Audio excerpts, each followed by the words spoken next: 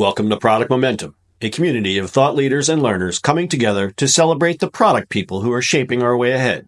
Inspired by our most pressing questions and insightful guests, we'll explore the challenges you face and offer practical, hands-on guidance your team can implement today. This is Product Momentum. Here are your hosts, Sean Flaherty and Paul Gable. Happy to be here today with you, Paul. I am so excited. This space is amazing. New York Product Conference is hopping.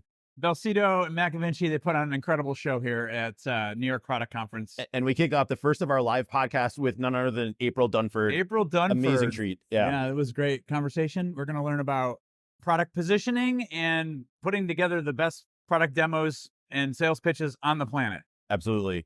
Makes it very easy to understand. Gives you a rubric to base your conversations around. Collaborating with sales. Sales is not the enemy. Tons of nuggets in here that you can take away, really make practical in your product conversations, help your customers, be a guide. It's great stuff. Let's get after it. Well, hey, welcome everybody to the Product Momentum podcast. We're recording live here from the New York Product Conference. Very excited to be here with April Dunford, just getting her off stage, and wanted to get some deeper questions out of the content of Sales Pitch, following on the shoulders of Obviously Awesome. Sure. And talking about how positioning works in product managers' language and how that communicates into working with sales. So before we jump in, maybe for those who haven't read your book yet or heard you speak, can you share a little bit about yourself and how you got to where you are with ambient strategy and what's new in your world? Sure. So I spent the first 25 years of my career as a repeat vice president of marketing at a series of successful venture-backed startups. I think I did 7 in total. 6 of those were acquired. So through acquisition, I did a bunch of senior executive roles at a bunch of big companies like IBM. About 8-ish years ago, I made the switch to consulting. And now what I do is very narrow. So I only work on positioning work. I only work with tech companies that have a sales team. So they have something that's fairly complicated that they're selling. And we do 2 things. We do positioning, and then we take that positioning, we translate it into a sales pitch. So this is what I focus on as a consultant. Today, my talk was on the sales pitch stuff. Right. Often I do talks on the positioning stuff, but I only know one thing, and that's it. That's neat. You do it very well. Yeah, I was really surprised by the statistic in your talk about it was 40 to 60% in B2B sales. Yeah. Especially in software product sales. Yeah. Result in no decision being made at all. Result in no decision. So that stat comes from Matthew Dixon's work. And I pull it out of this book called The JOLT Effect, which you can read. It's a great book.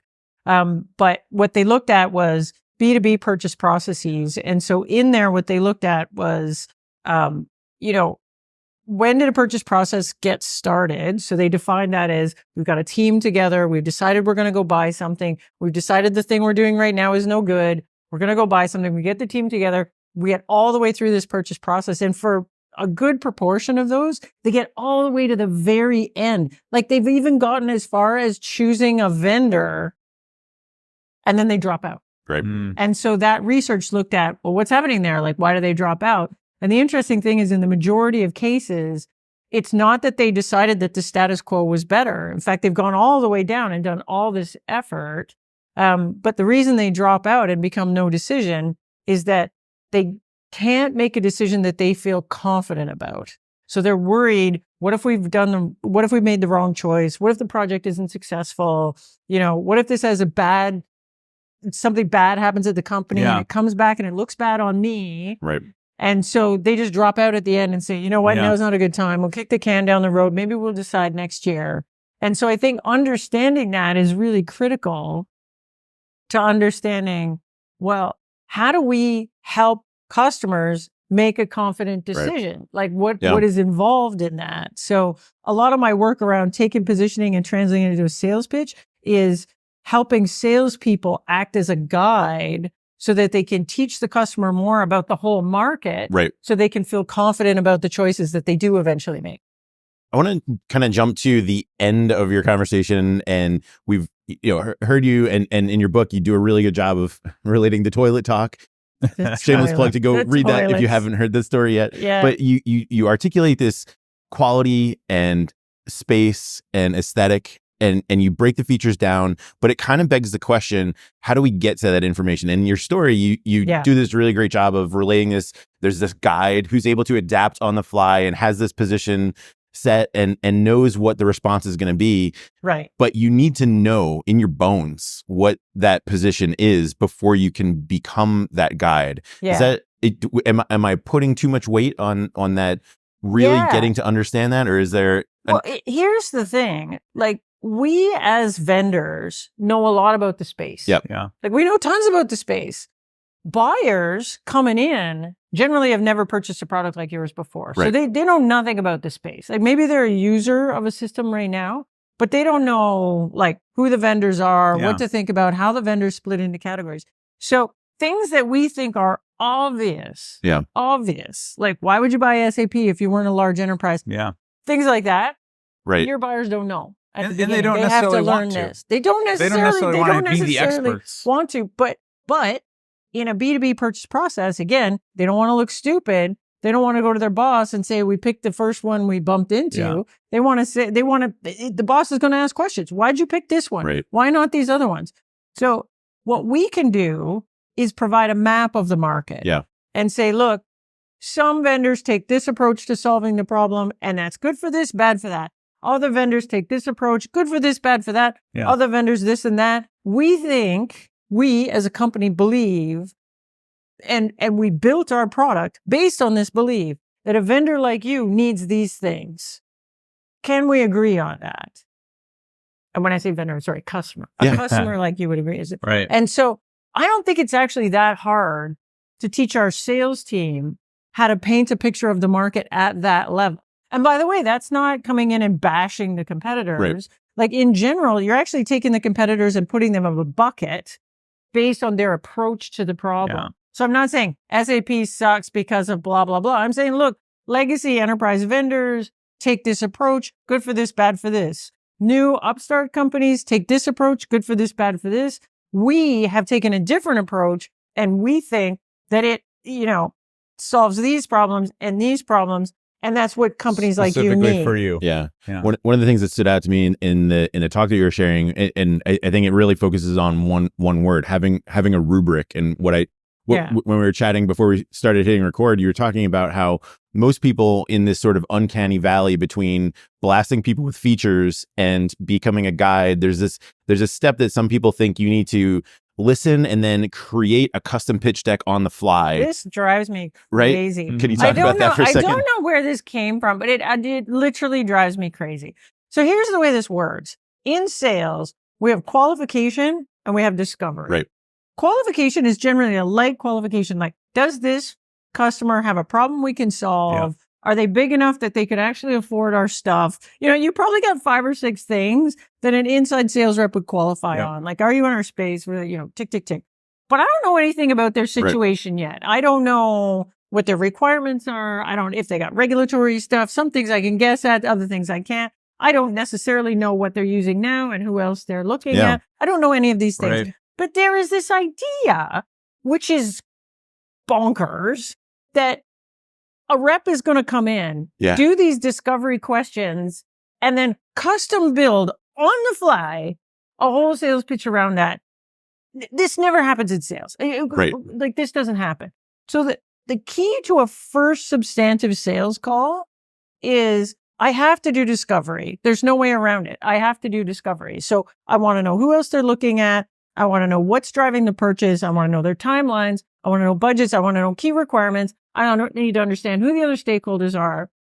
But I also want to teach them something about my stuff. Yeah. And if I'm really smart, what I would do is teach them at a macro level, here's why we think you should pick us instead of the other folks. At a macro level, I should teach them that. Yeah. So that's actually what's happening in these sales calls. Exactly. It's just happening completely disjointedly. We're doing a whole bunch of discovery calls. We're pretending that we're customizing this whole thing, but we're not. It's the same pitch for everyone. Because we know the customer. Yeah. Like, we've done the homework. Yeah. So, a lot of companies get into this mode like we're selling custom software. And we're not selling custom software. It's a package. It does what it does. Yeah. Like, we're not building you a whole new custom thing. Yeah. So what I should be able to do is say, look, like, here's what the market looks like. Here's where we fit. These are the things we think we're amazing at and why we think we're a good a good fit for Yeah. a customer like you. If we want to get down in the nitty gritties of all your little requirements and all the little things that we can do, Yeah. we're going to do that on a second call. Right. After we've done discovery, then we can really customize something. Yeah. Because we can prep, we can do whatever. All I'm trying to do is get to the second call. I'm just trying not to get disqualified on the first call. If all I do is ask questions and pretend I'm a therapist, like, Yeah. I think a customer should disqualify you if you waste their time like that. You opened your talk with this kind of controversial statement. Like, we know selling is hard, but it's really not the problem. The problem is buying is hard. Right. And our job, especially of a complex product and a complex ecosystem, is to really understand the market and articulate it in a way so that it makes the buying process easier. That was the core of your message. And exactly. Sounds like the core of your book. I think we underestimate how hard it is to buy. Like, we think, a lot of companies think, like, I don't want to sell. I don't want to sell. Like, we're just going to let the customer make up their own mind. Or it's, I'm going to inundate them with 9,000 questions, and then I'm going to pretend that we have built a custom thing just for them. Right. Which of course we have not. Right. Yeah. So what we really need to do is, we are deep experts in the market. We know all about how our stuff is different than the competitors' stuff. Yeah. We know all about the competitors' strengths and weaknesses. We eat, sleep, breathe this for decades. We've got a customer who has never thought about any of this stuff before, is trying to figure this out by just looking at websites and looking at review sites and reading what the industry analysts have to say. Why are we not sharing that information? Why are we not coming in? And we have to do this in a way that is, as much as we can, unbiased. But we should be able to come in and say, we built what we built this way for a reason. Let me explain why. Yeah. It's amazing to me that we don't do that. We know this, right? And this is hugely helpful to buyers, but it's almost like we're trying to say, look, we're hiding that. Yeah. We're just going to give you the facts, Jack. I'm going to show you all the features. You make up your mind. You do all the work. And it triggers the reptile brain response.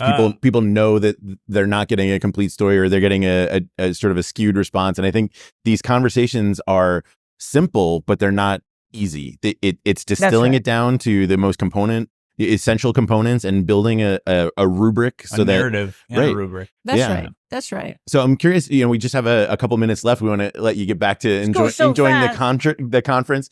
But what can we do to make this practical for product managers who are trying to collaborate with sales? Yeah. Sales is not the enemy. The customer is not stupid. We need to create an environment where we can have these conversations, but there's this dance, this little two-step that we have to go through to get to know each other a little bit, this discovery process.